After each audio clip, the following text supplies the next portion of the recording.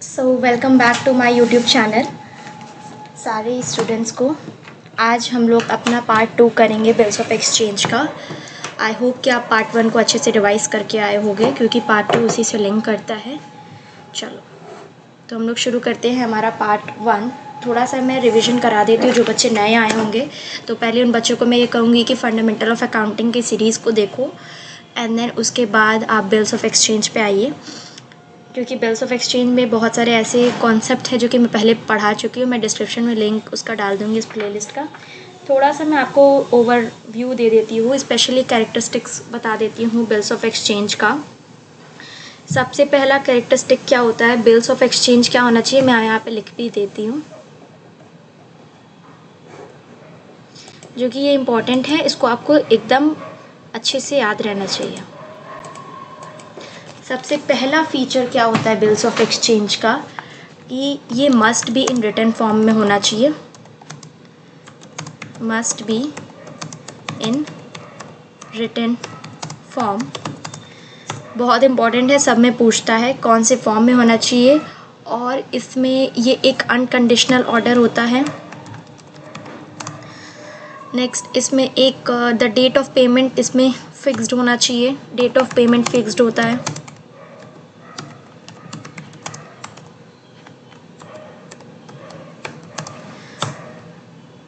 और जो कि सबसे इम्पॉर्टेंट है, इसमें किसका सिग्नेचर होना चाहिए, तो signed by it must B, बहुत इम्पॉर्टेंट है, पूछता है हमेशा। It must be signed by whom, किसके द्वारा साइन किया जाना चाहिए, तो ये किसके द्वारा साइन किया जाना चाहिए, ड्रॉअर को और क्या कहते हैं, मेकर ऑफ द बिल। और यहाँ पे एक्सेप्टर का भी साइन होना चाहिए ड्रॉई का। अगर आपको ऑप्शन में एक बार पेपर हुआ था एनसीईआरटी का जूनियर अकाउंटेंट का, जिसमें ये क्वेश्चन पूछा गया था कि it must be sign by the drawer, maker and acceptor. तो बिल्स ऑफ एक्सचेंज किसके द्वारा साइन करना चाहिए, तो वहाँ पे सिर्फ ड्रॉअर दिया था, एक्सेप्टर और ड्रॉई का ऑप्शन नहीं दिया था। तो बच्चे ने क्या किया, नन ऑफ दीज टिक कर दिया। अगर आपको एग्ज़ाम में अगर कभी ऐसा होता है कि नन ऑफ दीज दिया है और ड्रॉअर, ड्रॉई, एक्सेप्टर, अगर इन तीनों में से किसी का नाम नहीं दिया, ना ही ड्रॉअर का दिया है, ना ही एक्सेप्टर का दिया है, ना ही ड्रॉई का दिया है, ना ही मेकर का दिया है, मेकर मतलब कौन, who make the bill, maker भी लिख देगा तो मेकर को टिक करोगे।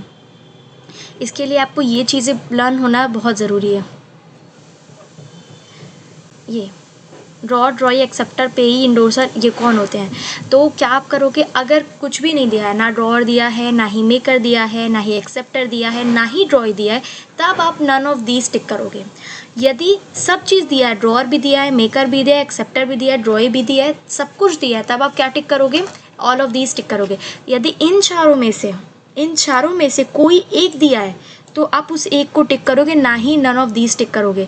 और एक चीज़ मैं आपको बता देती हूँ, बहुत बच्चे सोचते हैं कि मेरा एक ही नंबर गया एक गलत आंसर पे, बट वो एक नंबर नहीं जाता है, वो आपका 1.25 जाता है ना। तो आप क्या करेंगे, अगर इन चारों में से कुछ भी दिया रहेगा तो आप इन चारों में से टिक करेंगे। अगर इन चारों में से कुछ भी नहीं दिया जाएगा तब नन ऑफ दीज टिक करेंगे। अगर कोई एक दिया रहेगा तो उस एक को टिक करेंगे, नहीं तो बोथ 1 and 2, बोथ 2 and 3 ऐसे करके भी देगा तो आप उसको टिक करेंगे। ठीक है, ये कुछ इंपॉर्टेंट पॉइंट्स थे जो कि प्रीवियस लेक्चर के थोड़ा रिविजन कराए थे। अब हम लोग चलते हैं न्यू लेक्चर पे। Format of bills of exchange. Bill of exchange का फॉर्मेट क्या होता है, फॉर्मेट ये थोड़ा बहुत ही न्यूड और बहुत अजीब तरीके का दिया है। मैं फॉर्मेट का फ़ोटो आपको टेलीग्राम ग्रुप पे शेयर कर दूँगी, जहाँ पे फॉर्मेट एक अच्छे से बना के दिया गया, सिंपलेस्ट फॉर्म में दिया गया जो कि बच्चे ईजिली समझ पाएंगे। एक बार समझ लो अमाउंट क्या होता है। ये 50,000 आपका अमाउंट यहाँ पे लिखते हैं और यहाँ पे डेट डाला जाता है। अमाउंट और डेट डालना बहुत ज़रूरी होता है। अगर डेट नहीं है तो डेट नहीं है बिल्स ऑफ एक्सचेंज पे, तो उस बिल्स ऑफ एक्सचेंज को कंसीडर्ड नहीं किया जाएगा।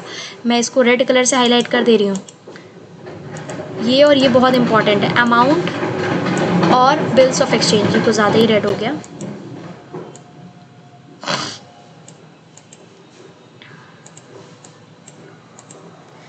अमाउंट, बिल्स ऑफ डेट बहुत ज़्यादा ज़रूरी होता है। किस पे, बिल्स ऑफ एक्सचेंज में। किसको दिया जाता है, ठीक है, उसका नाम भी ज़रूरी है, सिग्नेचर ज़रूरी है। देखो यहाँ पे भी लिखा है ना सिग्नेचर, ड्रॉई का भी सिग्नेचर है, ड्रॉई का भी सिग्नेचर है। ठीक, चलो यहाँ पे सबको समझ में आ गया होगा। ये एक इम्पॉर्टेंट पॉइंट देख लो, जो एवर स्पाइसमैन मतलब क्या होता है, बिल्स ऑफ एक्सचेंज, वो 90 डेज़ का बिल होता है। कितने डेज़ का होता है? 90 डेज़। और बहुत ऐसे बच्चे भी पूछते हैं, अच्छा एक क्वेश्चन भी पूछा गया था, क्या 91 डेज़ दिया रहेगा, 90 डेज़ दिया रहेगा तो आप क्या टिक करोगे, और बोथ दिया रहेगा तो क्या टिक करेंगे? 90 डेज़ ही टिक करना है, सारी जगह 90 डेज़ लिखा है, 3 महीना लिखा है। अब कुछ बच्चे दिमाग लगा के मैम 31 डेज़ भी तो होते हैं, ये सब कंसिडर नहीं किया जाता। एक नॉर्मल पर्सन जैसे सोचेंगे, एक नॉर्मल इंसान जैसे सोचेंगे कि 90 दिन का होता है बिल्स ऑफ एक्सचेंज। ठीक है, जहाँ पे ड्रॉर का सिग्नेचर बहुत ज़रूरी है। ड्रॉर कौन होता है? क्रेडिटर होता है। श्याम का सिग्नेचर बहुत ज़रूरी है। श्याम कौन होता है? एक्सेप्टर होता है, जिसको डेटर भी कहते हैं। राम प्रसाद कौन है? यहाँ पे पेई है, जो कि थर्ड पार्टी है। तो थर्ड पार्टी का भी सिग्नेचर कभी कभी किसी कंडीशन में ज़रूरी होता है, नहीं तो नहीं ज़रूरी होता है उतना। बस इन दोनों का, ड्रॉर, एक्सेप्टर और ड्रॉई का बहुत ज़्यादा ज़रूरी होता है। ठीक है, इसको मैं थोड़ा इस कलर से हाईलाइट कर दे रही हूँ क्योंकि बहुत ज़्यादा। ठीक, चलो इतना समझ में आ गया होगा। अब नेक्स्ट इंपॉर्टेंट चीज़ जो कि एमसीक्यू के पॉइंट ऑफ व्यू से बहुत ज़रूरी है, ये वो है ये ड्यू डेट और मैच्योरिटी डेट। ड्यू डेट क्या होता है, मैच्योरिटी डेट क्या होता है, और ग्रेस पीरियड क्या होता है, ये सारी चीज़ें आपको आगे बताया जाएगा। ठीक है, सबसे पहले आप एक बात समझो, ड्यू डेट क्या होता है। Due date starting from the date of bills dating on a drawing. मतलब आपके बिल्स ऑफ एक्सचेंज में जो डेट दिया जाता है वो आपका कौन सा डेट हो गया?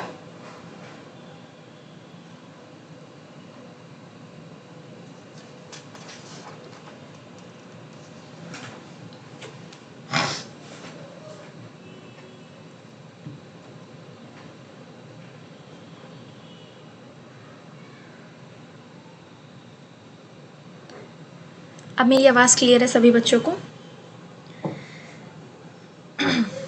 चलो हम लोग कहाँ पे थे? आई होप यहाँ से थोड़ा वॉइस का इशू आ रहा था, so I am really sorry guys. यहाँ से पढ़ते हैं 1.7 से। ड्यू डेट क्या होता है? Due date, date maturity calculation कैसे कैलकुलेट किया जाता है? सबसे पहले हमको समझना पड़ेगा डेट ऑफ मैच्योरिटी और डेट ऑफ ग्रेस। यहाँ से आपके समझ में आता है, यहाँ से आपका शुरू हो गया। नोट्स साथ में बनाते रहिएगा वीडियो के साथ साथ। देखो सबसे पहले क्या होता है, जो डेट, द डेट, मैं यहाँ पे एक डेफिनेशन लिखती हूँ, on which the payment of bill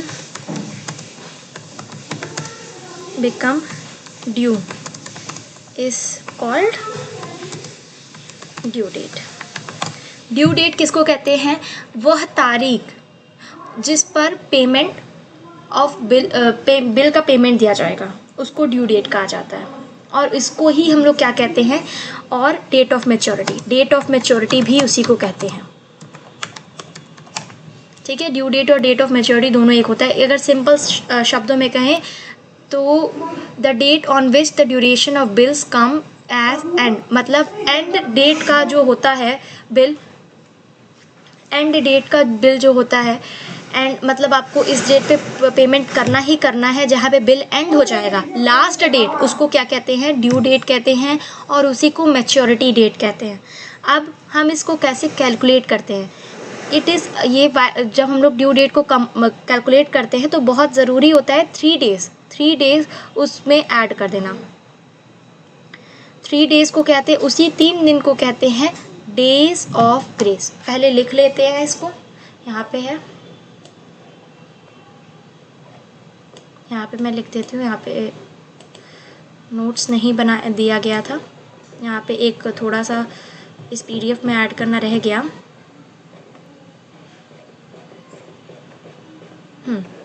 यहाँ पे देख लो, लिखो। चल, यहाँ पे एक होता है while calculating the due date। जब हम लोग ड्यू डेट को कैलकुलेट करते हैं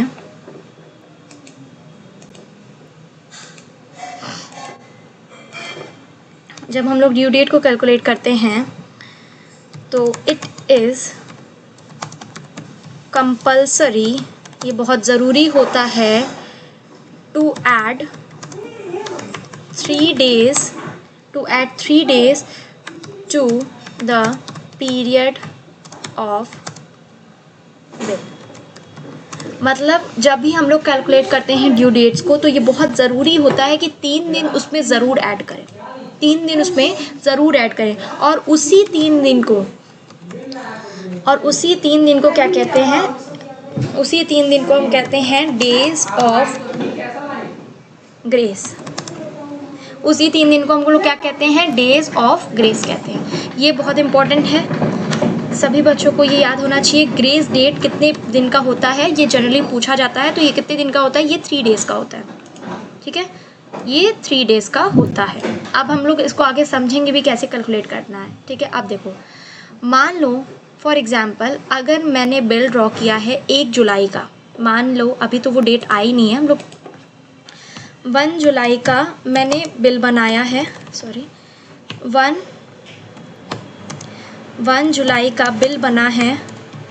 ठीक, 1 जुलाई 2025 का बिल बना है और उसको पे कब करना है, पेबल करना है 2 months आफ्टर द डेट, मतलब 1-2 महीने बाद। तो मैच्योरिटी डेट क्या बनेगी, मैच्योरिटी डेट बनेगी जुलाई से लेके अगस्त, अगस्त से लेके सितंबर। तो नॉर्मल मैच्योरिटी डेट तो मेरी 2 सितंबर पड़ी, नॉर्मल मैच्योरिटी डेट पड़ी 2 सितंबर।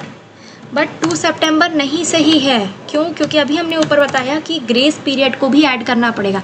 ग्रेस पीरियड कितने दिन का, 3 दिन का ग्रेस पीरियड होता है। तो 3 days का ग्रेस पीरियड जब होगा तो क्या बनेगा, ये बन जाएगा 4 सितंबर। क्या बनेगा, 4 सितंबर। तो ग्रेस पीरियड 3 दिन ऐड करने के बाद क्या बनेगा, 4 सितंबर बन जाएगा। चलो अभी समझो, अभी कहेंगे कि अरे 5 सितंबर बढ़ना चाहिए, 2 3 5 होता है, 4 कैसे हो गया। पहले सुनो ध्यान से। अच्छा, यहाँ पे मैंने गड़बड़ की है क्या? हाँ, यहाँ पे 1 सितंबर को पड़ेगा, 1 में 3 ऐड करेंगे तो 4 सितंबर बन जाएगा। मैंने यहाँ पे गड़बड़ कर दी थी थोड़ी सी, सॉरी।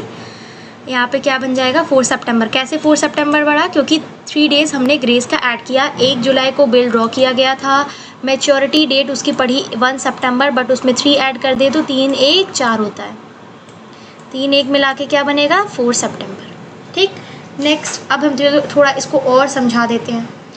जब भी कभी एक क्वेश्चन को लिखो और इसी से रिलेटेड आज हम सिर्फ ग्रेस पीरियड को कैसे कैलकुलेट किया जाता है उससे बताएंगे, ग्रेस पीरियड को कैसे जनरली कैलकुलेट किया जाता है।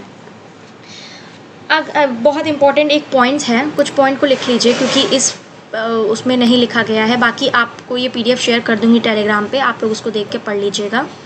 पहला, इसमें डेट ऑफ मैच्योरिटी वही है, बिल अगर 1 जनवरी को है तो 3 महीने का 1 अप्रैल को बनेगा, प्लस 3 days तो 4 अप्रैल को बनेगा। अगर 15 Feb का है 30 days का 16 मार्च को बनेगा, प्लस 3 days तो 19 मार्च को बनेगा। इसको कैसे कैलकुलेट कर रहे हैं, देखो, add 3 days of the grace for all the bills lays down in under the act negotiable instrument act, NI act मतलब नेगोशिएबल इंस्ट्रूमेंट एक्ट। कब आया था, ये आया था 1881 में। इसके बारे में भी एक वीडियो लेके आऊँगी। ठीक है, ये कब आया था, 1881 में आया था, नेगोशिएबल इंस्ट्रूमेंट एक्ट 1881 में। चलो, यहाँ पे अब कैलकुलेट कैसे हो रहा है ग्रेस पीरियड, अब देखना ध्यान से। 3 महीने का है, मैंने ऊपर 2 months को कैलकुलेट किया था, यहाँ पे हमने 2 महीने का कैलकुलेट किया गया था, जस्ट आपको समझाने के लिए। बाकी कितने दिन का होता है, 90 days का होता है।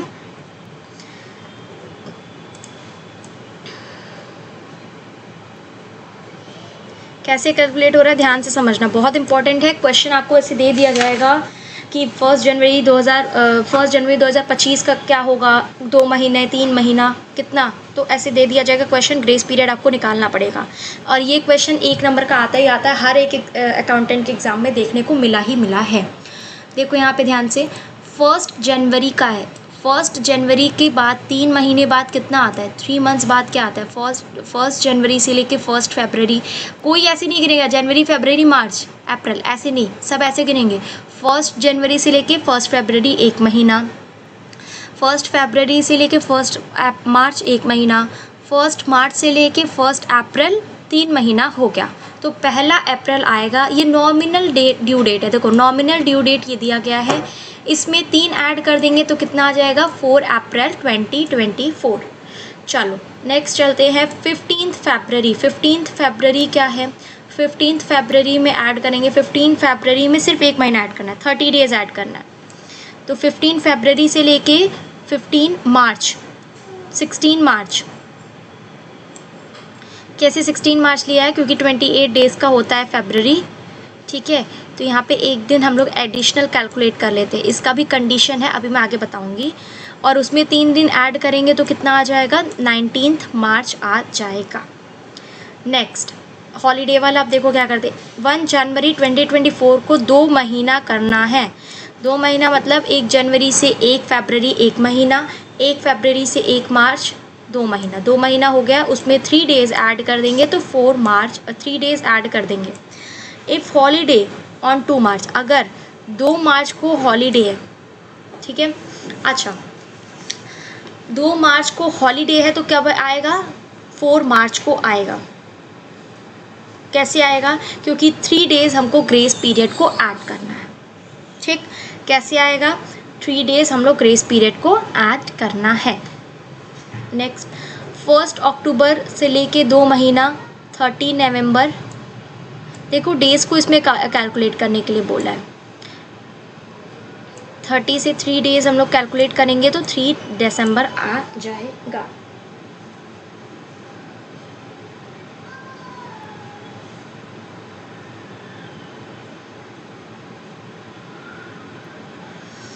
नेक्स्ट इसमें एक बात को ध्यान रख लेना कि गैप क्या होता है। देखो अगर कुछ बच्चे बैंकिंग यहाँ पे होंगे तो उनको समझ में आ रहा होगा ये बहुत अच्छे से, क्योंकि ये एक पजल टाइप का ही होता है। 31 जनवरी से 1 महीना क्या होगा, 28 फरवरी 1 महीना। अब ये बहुत बच्चे कहेंगे कि 1 महीना में 30 डेज़ ही हो रहा है, 31 डेज़ ही हो रहा है। नहीं, ऐसे नहीं कैलकुलेट करना, अपना लॉजिक नहीं लगाना है कि 30 दिन ही होना चाहिए। किसी में 30 हो सकता है, किसी में 31 हो सकता है, क्योंकि यहाँ पे आपको 1 मंथ लेना है। अब क्या ज़रूरी है हर महीना 31 होता है, हर महीना 30 का होता है, हर महीना 28 का होता है, ज़रूरी नहीं है ना। तो आपको इसमें 31 मंथ लेना है। अब वो मंथ कभी भी फॉलो, तो जनवरी में फॉलो, जनवरी से 1 महीना क्या होगा, फरवरी में जाएंगे, 3 डेज़ होगा इसमें लेंगे तो क्या आ जाएगा, 2 मार्च आ जाएगा। इम्पॉर्टेंट देख लो क्या है, when the bills is after sight period it start from the date of acceptance not the date of drawing, will after date period it start from, ये वही है लोकल पॉइंट है, इसको पढ़ने कोई मतलब नहीं है। झूठ में आपको MCQ देना, ज़्यादा पढ़ाऊंगी नहीं क्योंकि ज़्यादा प्रैक्टिस पे हम लोग ध्यान देंगे। चलो अब आप लोग यहाँ से हम लोग ड्रॉर और ड्रॉइंग का यहाँ पे तो आपका जर्नल एंट्री शुरू हो गया है। इस वीडियो का मेन मकसद ये है कि आप सभी लोग मुझे लिख के बताओगे, ये होमवर्क मैं आपको दे रही हूँ, कमेंट में आप लिखोगे और सारे का ड्यू डेट बताओगे कैसे कैलकुलेट कर रहा है। और अगर नहीं समझ में आ रहा है तो आप मुझे कमेंट में पूछोगे कैसे क्या हो रहा है। चलो नेक्स्ट फर्स्ट लिखो, 1 जनवरी, देखो जल्दी सब लोग यहाँ पे।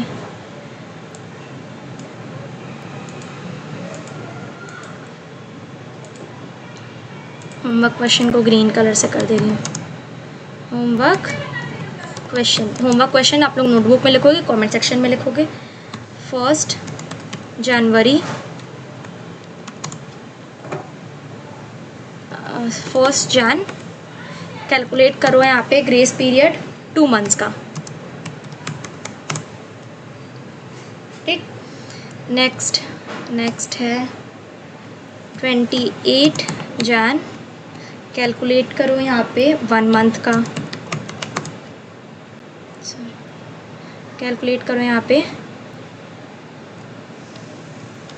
1 मंथ।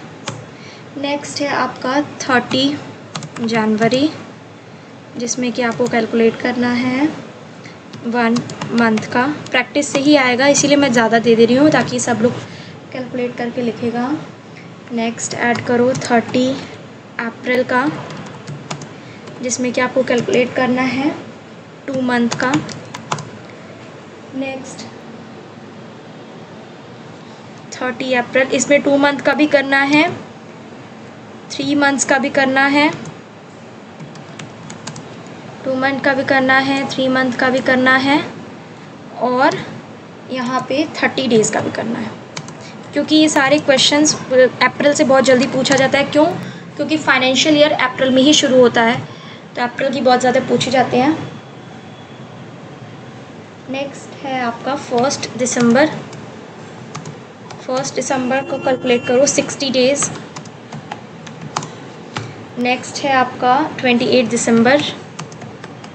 28 दिसंबर को कैलकुलेट करो 2 मंथ्स। ठीक। नेक्स्ट कैलकुलेट करो 23 नवंबर। 23 नवंबर 2 मंथ्स का, MON लिख रहे हैं मंथ को, ठीक है। फिर कैलकुलेट करो 27 नवंबर 3 मंथ्स का। देन कैलकुलेट करो 29 मई, कितने का? 29 मई